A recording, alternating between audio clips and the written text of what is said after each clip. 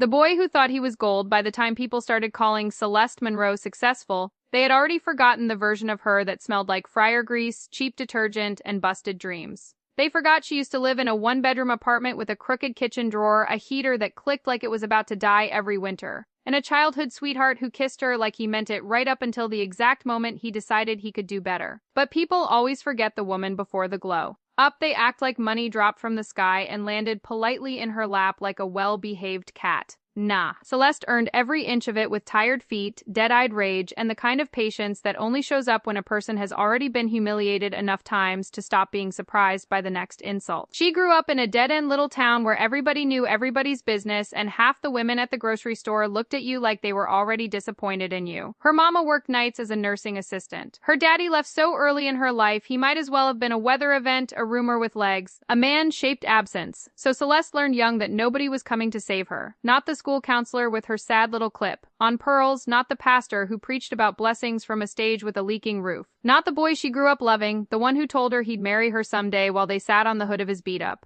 Chevy and watched the sunset stain the trailer park orange. His name was Brandon Cole, and Brandon looked like the sort of boy people made excuses for all his life. Pretty enough to be forgiven, smug enough to know it. The type of man who could walk into a room and make women think, maybe him, maybe he's different. He was not different. He was a liar with a nice jawline. They had been together since they were 16, which in small-town logic meant everybody treated them like a sacred institution. The sweetheart couple, the poster children for young love. Everybody said they were endgame. Everybody said Brandon adored her. Everybody said Celeste was lucky. Lucky? That word always turns mean once the ground drops out from under it. At 17, Celeste worked mornings at a diner called Mabel's, where the coffee tasted like old pennies and the pancakes came out looking like they had lost an argument. After school, she cleaned tables, took orders, and carried trays with wrists that ached from repetition. Brandon, meanwhile, had charm. That was his whole inheritance. A grin, a strong back, and the ability to make middle-aged women call him sweetheart while he leaned over their booths and pretended he gave a damn about their mashed potatoes. He worked odd jobs and talked big.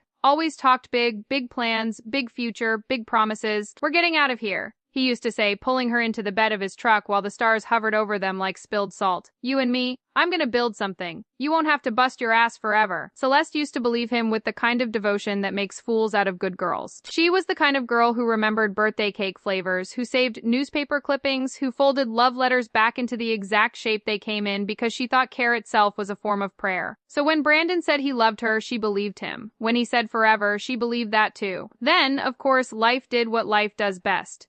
It showed her the receipt. The first crack came small.